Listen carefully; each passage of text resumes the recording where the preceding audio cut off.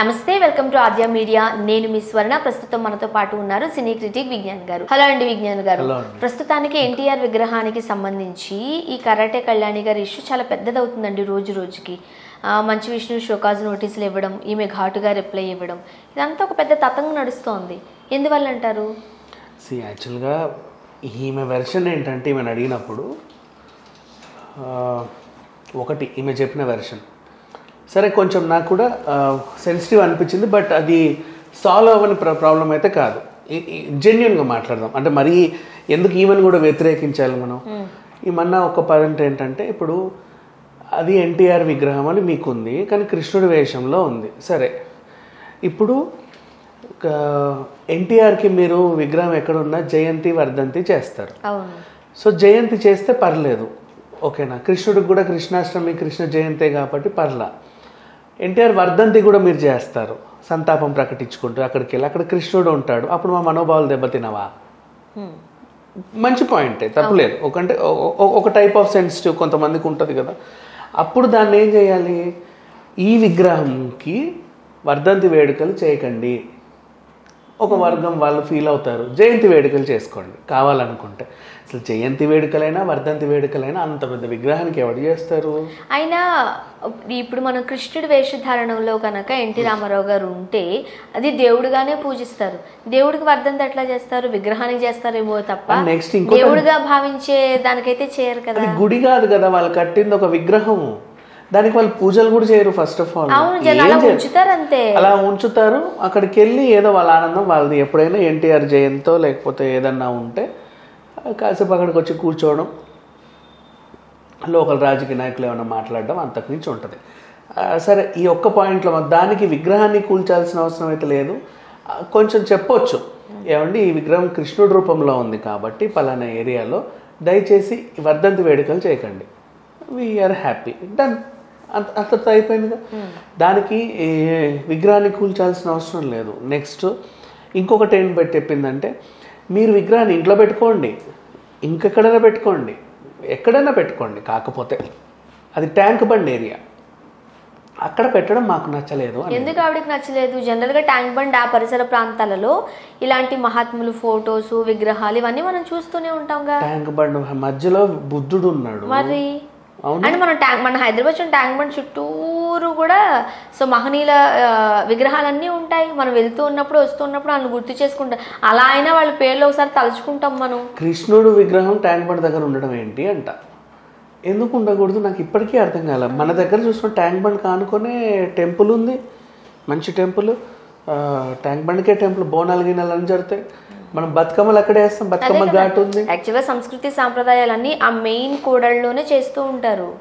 పెద్ద ఈ అన్న దాంట్లో నాకు ఇప్పటికీ ఆ లాజిక్స్ అర్థం కాలే. ఇంకొకటి, ఆవిడని ఇంటర్వ్యూ చేసిన అతను కూడా అడుగుతూనే ఉన్నాడు, ఏమని, అమ్మ మీరు ఇంకొకటి చెప్తున్నారు, జయంతి వర్ధంతి గురించి మాట్లాడుతున్నారు, మరి కృష్ణుడి వేషం చాలా మంది వేస్తారు కదా, మీరు వాళ్ళని ఎందుకు వ్యతిరేకించట్లేదు?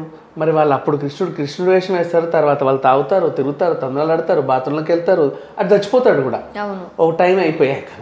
మరి అప్పుడు మీకేం మనోభావాలు దెబ్బతినలేదా అంటే, అది వేరు లేటి. ఇప్పుడు వేషం వేస్తే వేషమే. ఇప్పుడు నేనున్నాను, పని మనిషి వేషం వేస్తే పని మనిషి అంటారు, కానీ నేను పని మనిషి నన్ను అంటారుగా, పని మనిషి మనోభావాలు దెబ్బతినవుగా, నేను లెక్చరర్ వేషం వేస్తే ఇంకేదో అంటారని ఏదో పిచ్చి పిచ్చి వ్యాఖ్యలని చెప్పుకొచ్చింది. అంటే ఈమెకు బేసిక్గా క్లారిటీ లేదు. ఒకటే ఒక ఎజెండా ఏంటి, గొడవ చేయాలి, ఫేమస్ అవ్వాలి, గొడవ చేయాలి, ఫేమస్ అవ్వాలి. లేకపోతే రాజకీయ లబ్ధి కూడా ఇందులో లేకపోలేదు. ఇంకా హిందువులందరినీ రెచ్చగొడుతుంది, యాదవులందరినీ రెచ్చగొడుతుంది, మా మనోభావాలు దెబ్బతింటున్నాయి. మళ్ళీ ఇంకొక వ్యాఖ్య కూడా చేసింది. దీంట్లో కొంతమంది రావట్లేదు, మాకు సహకరించట్లేదు అంటే ఈ మన హిందువుల మధ్యలో కూడా సఖ్యత లేదండి అని చెప్తుంది. ఇక్కడ వీళ్ళకి గొడవ పెట్టేస్తుంది ఈవిడ. అంటే ఈవిడ ఏదైనా గొడవ చేస్తే హిందువులందరూ వచ్చి ఈవిడ వెనకాల చేర్చి తప్పు అని వాదించాలి, లేకపోతే లేదు. ఎంత పనికిమాలిన మాట్లాడిందంటే చూస్తుంటే నిజంగా అసలు దగ్గరుంటే ఈడ్చి తన్నాలనిపించేలాగా మాట్లాడుతుంది. అండ్ ఇంకా కూడా సినిమా ఇండస్ట్రీ నుంచి షోకాస్ నోటులు వస్తాయి, దాని గురించి ఏమంటే నేను పట్టించుకోనండి అట్లాంటి అన్ని క్యారెక్టర్లు, అది నాకేంటి, నేను కరాటే కళ్యాణి అని ఏదో చెప్పుకొచ్చింది. అంటే ప్రజెంట్ ఇప్పుడు ఆమెకి సినిమాలో నటించాలన్న ఉద్దేశం లేదు. నెంబర్ 1 ఆమెకు ఉన్నా ఎవరివ్వరు, అది నెంబర్ 3 తర్వాత సంగతి. ఆమెను పెట్టుకొని తీయాలనుకున్న నాకు తెలిసి ఎవరు లేరు. ఏమైనా క్యారెక్టర్ ఆవిడ కోసం రాసుకోవడం నాకు తెలిసి ఇప్పటివరకు ఏం లేదు. ఆవిడకి ఏదో ఫేమస్ అవ్వాలి నేను కూడా అంటూ అని ఒక సెల్ఫ్ అభిప్రాయం ఉంది. దానికోసం ఎప్పుడు ఏం చేయాలా అనుకుంది. ఇంకా చెప్పాలంటే ఇప్పుడు కృష్ణుడి గురించి ఇంత కొట్లాడుతుంది. మొన్న అహింస ట్రైలర్ రిలీజ్ అయినప్పుడు ఎక్కడికి వెళ్ళింది ఈవిడ గొంతు?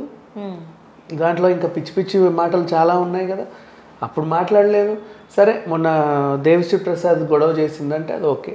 ఆయన సాంగ్ రామరామ కృష్ణ కృష్ణ అంటూ బీచ్లో డ్యాన్స్లు వేస్తే మాకు నచ్చలేదండి అన్న. సరే ఏదో నేను నీ మనోభావం దెబ్బతింటే మనము గౌరవం ఇచ్చాం. కానీ ఇక్కడ ఇట్లాంటిది ఎన్టీఆర్ విగ్రహాన్ని కావాలని ఈమెకేదో స్వార్థం కోసం ఇట్లాంటి పనులన్నీ చేయడం, ఫేమస్ అవ్వడానికి. ముఖ్యంగా ఇప్పుడు సినిమాల్లో ఆమెకు అవకాశాలు లేవు కాబట్టి, లేకపోతే ఇప్పట్లో ఆమె పుంజుకునే అవకాశం కూడా లేదు కాబట్టి ఏదో ఒక రకంగా మీరు అంటూ ఉంటారు కదా చిల్లర సంపాదించుకోవడానికి అన్నట్టు. సో ఆ చిల్లర కోసము ఒక రాజకీయ పార్టీకి రైట్ మీరు అన్నట్టు పోనీ ఈ చిల్లర కోసం చిల్లర పనులు చేస్తుంది అంటూ కొంతమంది వ్యాఖ్యానిస్తున్నారు. నేనే అంటున్నా మొహం మీద, ఇంకా కొంతమంది ఏంటి చిల్లర కోసం చిల్లర పనులు చేసేది, చిల్లర పంచాయతీలు ఇవన్నీ. అసలు ఆమెకు తెలుస్తుందా ఏం చేస్తుందో? ఈ సోషల్ యాక్టివిస్టు నేను ఎక్కడున్నా పట్టించుకున్నా. ఈరోజు ఇది కూడా వ్యాపారమే. ఎక్కడన్నా వెళ్ళి ఈ సెటిల్మెంట్లు చేసి ఆ అటో రూపాయి తీసుకునే రకాలే వీళ్ళంతా. ముఖ్యంగా కొంతమందికి కొన్ని అభిప్రాయాలు ఉంటాయి, కొంతమంది ఏకీభవించవచ్చు, కొంతమంది ఏకీభవించకపోవచ్చు. బట్ అందరూ హిందువులు కలిసి రావట్లేదు, యాదవులు కలిసి రావట్లేదు అంటూ పోక్ చేసే మాటలు మాట్లాడుతున్నారు. అంటే వాళ్ళని రెచ్చగొట్టే ఉద్దేశం. నా అభిప్రాయం ఏంటంటే నాకు ఇది ఉంది అది. నీ అభిప్రాయం ఏంటి? అసలు ఎవరికి కావాలి నీ అభిప్రాయం? నీకు అభిప్రాయం ఏంటి? ఫస్ట్ ఆఫ్ ఆల్ నీకెందుకు అభిప్రాయం? నీకు అసలు అభిప్రాయపడాల్సినంత ఏమొచ్చింది ఇక్కడ? నీకెందుకు అభిప్రాయం? నువ్వెవరైనా అభిప్రాయపడడానికి గట్టిగా మాట్లాడితే చెప్పమని ఒకసారి ఆన్సర్. దానికి ఆమె దగ్గర నోరు ఎత్తడానికి ఓ మాట ఉండదు. ఎంత గట్టిగా మాట్లాడినా సరే అరుస్తుంది కరుస్తుంది తప్పితే లాజిక్ మాట ఒక్కటి మాట్లాడమను. ఇప్పుడు ఎందుకు వ్యతిరేకిస్తుంది దాన్ని? అసలు అక్కడ ఎలాంటి ఇది లేదు. అండ్ ఇంకొకటి మళ్ళీ పిల్లలందరూ ఆ మొహాన్ని చూస్తే నెక్స్ట్ కృష్ణుడు ఇట్లనే ఉంటాడేమో అని అనుకునే పరిస్థితి ఉందండి అంట. నిజమే కదా, తప్పే ఉంది అందులో. ఇప్పటికీ మనము రామారావు గారిని ఒక రాముడు గాని కృష్ణుడు గారు అంటే రామారావు గారే అనుకుంటాం. సరే కృష్ణుడు ఇట్లా అనుకుంటే తప్పేముందో ఈమెకు యాక్సెప్ట్ చేద్దాం. మరి ఒరిజినల్ కృష్ణుడు ఎలా ఉండాలి ఈమెను చెప్పమన్నా ఒకసారి? నిజంగా అట్లే ఈమె చూసిందా చిన్నప్పటి నుంచి కృష్ణుడు ఇట్లున్నాడు, ఇది ముక్కు ఇది మూతి ఇలాగే ఉంటాడు కృష్ణుడు అని చెప్పి చూసిందా? పోనీ ఈవిడ్ని ఇవ్వమన్న ఒక విగ్రహాన్ని. మళ్ళీ ఇంకోటి అంటది, అప్పుడు నేను కూడా ఒక విగ్రహం పెట్టుకుంటా, నన్ను ఎవరు అడగొద్దు, నాకు నచ్చినట్టు నేను పెట్టుకో, నీ విగ్రహమే నువ్వు పెట్టుకో, నిన్ను ఎవడొద్దన్నాడు? అసలు ఆ విగ్రహానికి నీ విగ్రహానికి పోటీ ఏంటి? మాకు నిగ్రహం పాటించాల్సిన అవసరం ఏంటి అసలు ఇక్కడ? ఇంకా చెప్పాలంటే ఈ కాసింత సమయం కూడా ఇట్లాంటి వాళ్ళ గురించి మాట్లాడుకోవడం టైం వేస్ట్. సీరియస్లీ చెప్తున్నా. వీళ్ళకి కావాల్సింది కేవలం ఫేమస్ అవ్వడానికి ఒక ఇటేదో పనికి మళ్ళీ చర్చ పెడతారు. ఇప్పుడు అక్కడ జూనియర్ ఎన్టీఆర్ వస్తున్నాడు, నేను అడ్డుకుంటున్నా అంటే ఎన్టీఆర్ వర్సెస్ కరాటే కళ్యాణి అనే పేరు కావాలి ఇవిడికి. అది ఆమె చేసిన ఇంత నీచమైన పని ఏంటంటే ఇదే. ఓకే, సో అంటే ఈ పొలిటికల్ గా ఏదో ఫేమ్ అయిపోవడానికి ఏదో యాక్టివిస్ట్ అన్న పేరు ఏం కాదు చెప్పులు ఇస్తాంటారు. అసలు ఇట్లాంటి వాళ్ళని దగ్గర కూడా రానివ్వరు రేపటి రోజు సమాజంలో. ప్రతి పనికి మళ్ళీ ఇష్యూని స్వలాభం కోసము ఇట్లాంటి పిచ్చి పిచ్చి వేషాలన్నీ వేస్తూ ఉంటే అసలు రేపటి రోజు ఎవడు బయట కూడా తిరగనివ్వడు. అది ఆవిడ చూసుకోవాలి. Thank you so much. Thank you.